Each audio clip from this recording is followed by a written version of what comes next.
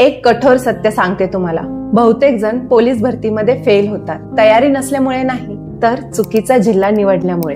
तुमची तयारी झालेली असते, तुमची लेखी 85च्या वर असते, तुमचं ग्राउंड 40च्या वर असतं, पण तरी सुद्धा तुम्ही पोलीस होत नाही. चुकीच्या मार्गदर्शनामुळे किंवा तुमच्या मित्राच्या सल्ल्यामुळे किंवा ज्या जिल्ह्याला जास्त जागा आहेत तिथे तुम्ही फॉर्म भरता आणि मग तुम्ही वेटिंग लिस्ट मध्ये जाता किंवा तुमचा रिझल्टच येत नाही. मग अशा चुका होऊ नये म्हणून मी या व्हिडिओमध्ये तुम्हाला जिल्हा निवड कशी करावी आणि एक जे महत्वाचे किंवा जे मेन जिल्हे आहेत त्यांचा कट ऑफ कशा प्रकारे आहे ह्याचा एक ओव्हरव्ह्यू मी तुम्हाला या व्हिडिओमध्ये देणार आहे. नमस्कार, मी स्नेहल. तर आपला व्हिडिओ सुरू करण्याआधी मला एक इम्पॉर्टंट अनाउन्समेंट करायची आहे. ती अशी की 24 ऑक्टोबर पासून आपण घेऊन येत आहोत 60 डेज चॅलेंज ही सिरीज. यामध्ये काय होईल, तुमच्या लेखीची चांगली तयारी करण्यासाठी रोज एक व्हिडिओ 60 दिवस कंटिन्यू आपल्या चॅनलवर अपलोड होणार आहे. त्यामध्ये मी जे मागच्या वर्षीचे झालेले प्रश्नपत्रिका आहेत त्याचं अनालिसिस केलं आणि त्यामधून जे टॉपिक रिपीट होतात त्यामधले दररोज 20 प्रश्न असे 60 दिवस 20 प्रश्न प्रत्येकी सकाळी 5 वाजता आपल्या चॅनलवर अपलोड होणार आहेत. याचा तुम्हाला नक्कीच फायदा होईल. आणि आता आपण वळूया आपल्या मेन टॉपिक कडे. जिल्हा कसा निवडायचा. ज्या जिल्ह्याला जास्त जागा आहेत त्या जिल्ह्याला फॉर्म भरायचा का, तर नाही. तर फॉर्म कोणत्या आधारावर भरायचा. नंबर 1, तुमची तयारी कशी आहे. आता तयारी म्हणजे काय, प्रत्येक जिल्ह्याचा पेपर हा वेगवेगळा असतो, त्याची काठिण्य पातळी वेगवेगळी असते आणि त्याचा पॅटर्न सुद्धा थोडाफार वेगवेगळा असतो. फॉर एक्झाम्पल, मुंबई जिल्ह्याला जीकेचे प्रश्न जास्त येतात. जवळपास 40 ते 50 प्रश्न हे जीकेचे असतात. मग ज्या मुलांची जीकेवर कमांड जास्त आहे त्या मुलांनी मुंबईला फॉर्म भरावा.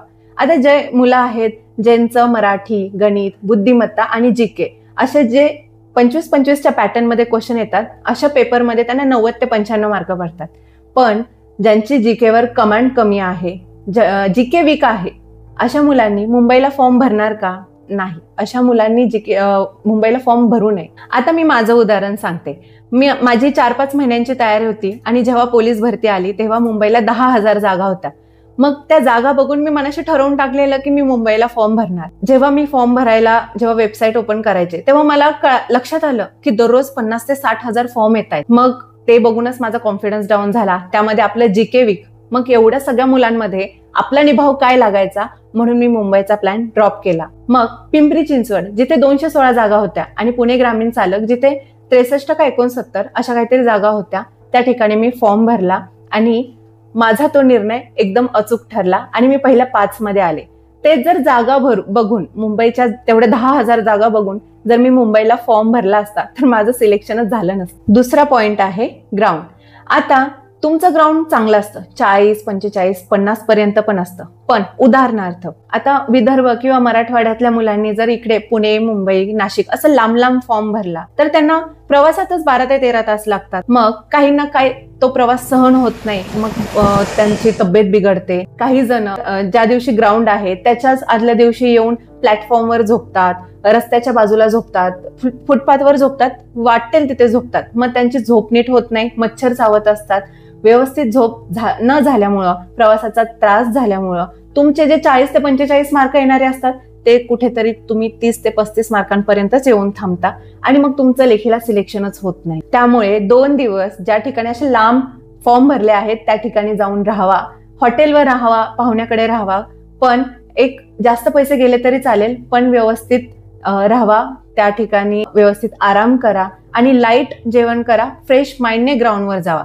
तसं जर तुम्ही केलं तर तुमचे येतात तेवढे मार्क येतील किंवा त्यापेक्षाही मार्क वाढू शकतात. आता आपला तिसरा पार्ट आहे सगळ्यात मेन, कट ऑफ.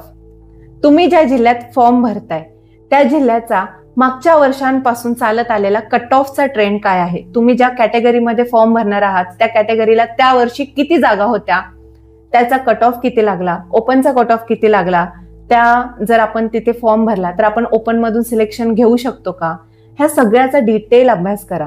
जेव्हा तुम्ही अभ्यास करून कंटाळताना तर तुम्हाला एक ब्रेक पाहिजे असतो, मग तो ब्रेक सत्कारणी लावा. अशा प्रकारे डिटेल अनालिसिस करा, डिटेल अभ्यास करा आणि त्यानुसार फॉर्म भरा. आता काही जणांना 135 मार्क पडतात आणि काही जणांना 110 मार्क पडतात. तो 110 मार्क पाडणारा पोलीस होऊन जातो, पण तो 135 वाला पोलीस होत नाही. का? कारण जिल्हा निवड चुकते. जिल्हा निवड चुकल्यामुळे तो 135 वाला सुद्धा घरी बसतो. आणि आपल्यामध्ये बरेच जण असे आहेत जे 2016-17 पासून पोलीस भरती करतात पण अजूनही पोलीस झालेले नाहीत. हे बघा, पोलीस भरती एकदाच द्यायची, पण ती अशी द्यायची की त्या वर्षी पोलीस झालंच पाहिजे. कारण दरवर्षी नव्या दमाची मुलं येत असतात आणि ते पोरांचं म्हणजे हात पाय काय दुखत नाही, ते एकदम बेस्ट देतात.